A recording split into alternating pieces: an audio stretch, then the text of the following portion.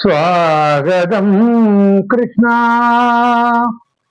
ശരണാഗതം കൃഷ്ണ, മധുരാപുരി സദന മൃദുവദന മധുസൂദന ഇഹ സ്വാഗതം കൃഷ്ണ.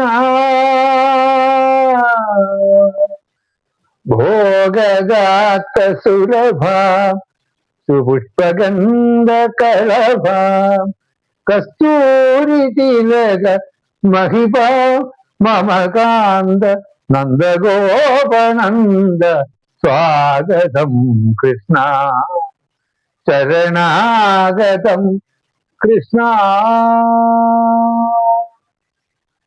നമസ്കാരം.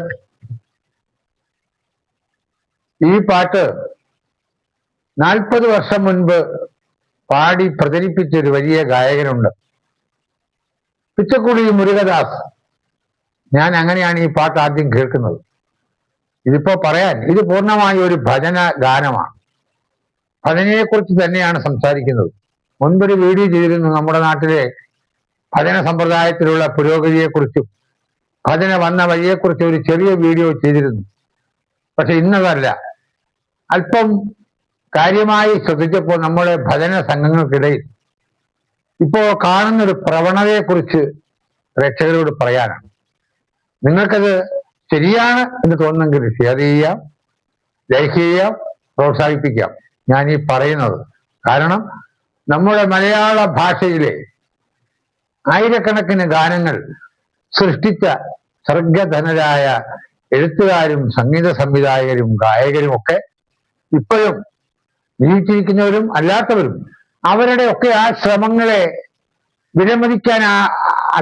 വിലമതിക്കാത്ത രീതിയിൽ, ഒരുപക്ഷെ കളിയാക്കുന്ന രീതിയിൽ, അവഹേളിക്കുന്ന രീതിയിൽ പുതിയ തലമുറയിലെ ഭജന സംഘങ്ങൾ ചിലർ ഇതിന് ഒരു അവഗണനയോടുകൂടി കാണുന്നു എന്ന് ഞാൻ മനസ്സിലാക്കിയതിന്റെ പേരിലാണ് ഈ വീഡിയോ ചെയ്യുന്നത്.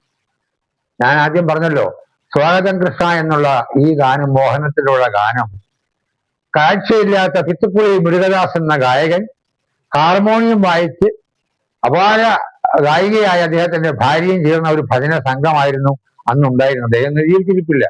ഈ ഗാനം എഴുതിയ ആളിനെ കുറിച്ച് എനിക്ക് എന്റെ ഓർമ്മയിൽ ഇപ്പോഴില്ല. ഒരു തമിഴ് വാഗ്വേകാരനാണെന്ന് എനിക്ക് തോന്നുന്നു, പേര് ഓർമ്മയില്ല. അപ്പൊ അങ്ങനെ ഇതിനുശേഷം 40 വർഷത്തിന് മുൻപാണ് ഞാൻ ഈ പാട്ട് കേൾക്കുന്നത് കാസറ്റിൽ.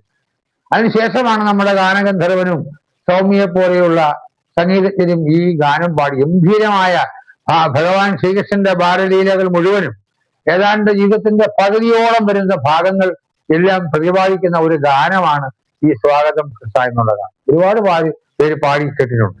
അപ്പൊ ഞാൻ പറയാൻ വന്നത്, ഭജന സംഘങ്ങളിൽ ആരുടെയും പേരൊന്നും പറയുന്നില്ല.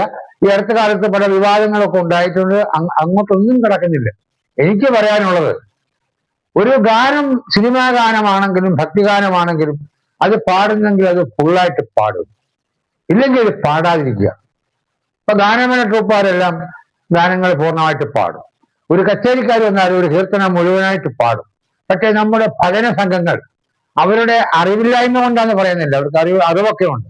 അവരുടെ പ്രശസ്തിയും അല്ലെങ്കിൽ മറ്റുള്ള കാര്യങ്ങളൊക്കെയാണ് മുമ്പിൽ നിൽക്കുന്നെങ്കിലും 1-2 സംഘക്കാരുടെ പാട്ടുകൾ ഞാൻ കേട്ടതിൽ നിന്നാണ് ഇക്കാര്യം എനിക്ക് വ്യക്തമായത്. ഉദാഹരണം, നവരാഭിഷേകം കഴിഞ്ഞു, ശംഖാഭിഷേകം കഴിഞ്ഞു, നളിനവിലോചനൻ ഗുരുവായൂരപ്പന്റെ കമനീയ വിഗ്രഹം തെളിഞ്ഞു.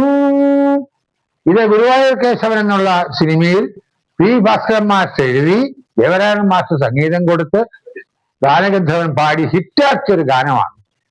ഭഗവാൻ സന്ധ്യാനേരത്ത് ഗുരുവായൂരിലെ സന്ധ്യാനേരത്താണ് ഈ പാട്ടിന്റെ സീൻ. അതിലെ വില്ലുമംഗല സ്വാമിയാരെക്കുറിച്ചും ഭൂദാനത്തെക്കുറിച്ചും ഗുരുവരമ്മയെക്കുറിച്ചും ഒക്കെ ഈ ഗാനത്തിൽ പ്രതിപാദിക്കുന്നുണ്ട്. ഇതേ ഗാനത്തിന്റെ ഏതെങ്കിലും 4 വരി വലിച്ചു കീറുക, അതെടുത്തിട്ട് അടുത്ത 4 വരി പാടുന്നത് 60 വർഷം 70 വർഷം മുൻപ് റിലീസ് ചെയ്ത ഭക്തകുചേരയിലെ നാളെ നാളെ എന്നായിട്ടും ഭഗവാനെ കാണാരിത്ര നാളും തരപ്പെടാത്ത ഞാൻ ഇന്ന് ചൊല്ലുമ്പോൾ, ഈ ഗാനം ഭക്തകുചേരയിൽ കൃഷ്ണൻ ഭഗവാനെ കാണാൻ പോയിട്ട് മടങ്ങി വരുമ്പോൾ പാടുന്ന ഗാനം. മാധവൻ നായരുടെ രചന, മൃതലക്ഷ്മണന്റെ സംഗീതം, കമ്മുകറിയുടെ അപാരമായ ആലാപനം. ഈ ഗാനം അല്പ ശോകമയമാണ്. ഈ ഗുരുവായൂർ കേശവന്റെ പാട്ടിന്റെ ഭാവമല്ല ഈ ഗാനത്തിൽ. ഇതിൽ കുചേലന്റെ ആത്മവ്യഥയാണ്, സങ്കടം. ഞാൻ ഭഗവാനെ കാണാൻ പോയിട്ടും എനിക്കൊന്നും കിട്ടിയില്ലല്ലോ, ഞാനൊന്നും ആവശ്യപ്പെട്ടില്ലല്ലോ എന്നുള്ള ഒരു ആത്മരോദനമാണ് ഈ ഗാനത്തിൽ. ഇതിന്റെ 4 വരി ചേർത്ത് മറ്റതിന് കൂടെ പാടുന്നു. ഇതൊരിക്കലും ഒരു നല്ല കാര്യമല്ല എന്ന് എനിക്ക് തോന്നുന്നു. നിങ്ങൾക്കെന്ത് തോന്നുന്നു? ഭക്തിഗാനായിക്കോട്ടെ, ഭജന ആയിക്കോട്ടെ, എവിടെ ആയിക്കോട്ടെ, പാടുന്നത് എവിടെയായാലും ആ പാട്ട് പൂർണ്ണമായിട്ടും പാടിയിരിക്കണം. ഇല്ലെങ്കിൽ ഒരു പാടണ്ട. ഇത് കേട്ടിരിക്കുന്ന ആസ്വാദകരായ നമ്മുടെ സഹോദരിമാർക്കോ അമ്മമാർക്കോ വലിയ പിടി കാണില്ല. പക്ഷെ എന്നാലും നമ്മുടെ സർഗധനന്മാരായ മലയാള സിനിമയുടെ സമ്പത്താണ് അവരുള്ളത്.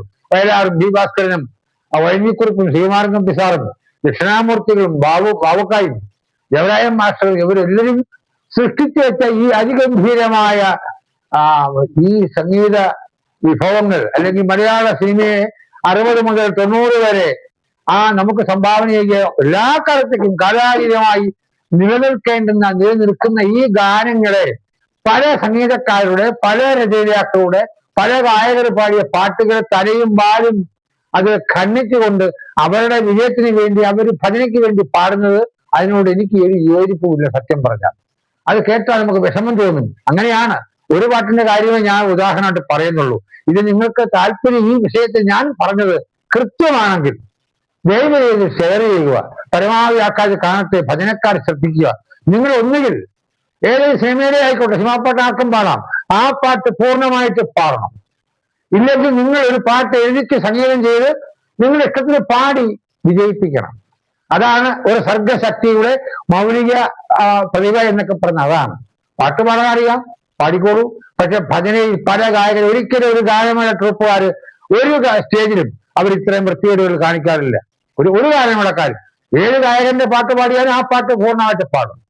അതുപോലെ സംഗീത കച്ചേരി, അത് ആര് പാടിയാലും ഒരു വാഗ്വേദകാരന്റെ കീർത്തനം പാടിക്കഴിഞ്ഞാലേ അടുത്ത കീർത്തനം സ്വീകരിക്കും.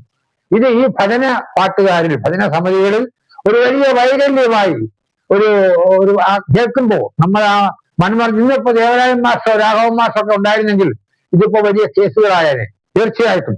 കാരണം അവർ സൃഷ്ടിച്ചു വെച്ച ആ മഹത്തായ സംരംഭത്തെ വികലമാക്കുന്ന, അവഗണിക്കുന്ന, അവഹേളിക്കുന്ന ഒരു സമ്പ്രദായമാണ് ഈ പുതിയ ഭജന സമിതിക്കാർ കാണിക്കുന്ന ഇത്തരം പരിപാടികൾ എന്ന് പറയേണ്ടിയിരിക്കുന്നു. ദയവായി നിങ്ങൾ ശ്രദ്ധിച്ച് കേട്ടിട്ട് നിങ്ങൾ ഇഷ്ടം പോലെ ഒരു പ്രോത്സാഹനം തരിക. നന്ദി, നമസ്കാരം.